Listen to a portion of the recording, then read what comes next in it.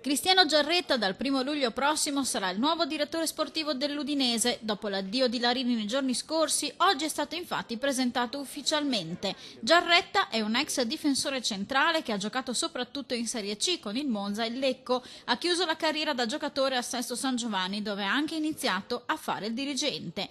A Udine ha giocato da calciatore in Serie B con il Monza una sola volta nell'88-89 e allora marcò De Vitis, che però segnò lo stesso. Ora quindi, dopo l'esperienza al Novara di queste ultime stagioni, approda a Udine. C'è grande entusiasmo da parte mia, è molto alto perché in questo club c'è da crescere tantissimo sicuramente, c'è anche da imparare, cercherò anche di portare qualcosa di mio.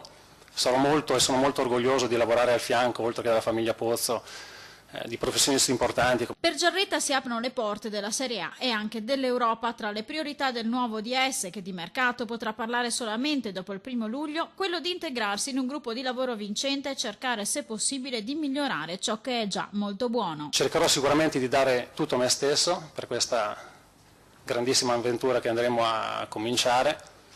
C'è grandissima responsabilità ovviamente, perché l'Udinese in questi anni non ha fatto bene, ha fatto benissimo. E il nuovo direttore, accanto all'entusiasmo, porterà anche l'orgoglio di iniziare un'avventura all'università. Oltre a lavorare con dei grandi professionisti, mi potrò confrontare e inserire in un club di alto livello. Nel nostro ambiente, scherzando ma non troppo, diciamo anche che andare a lavorare all'Udinese è un po' come andare all'università del calcio.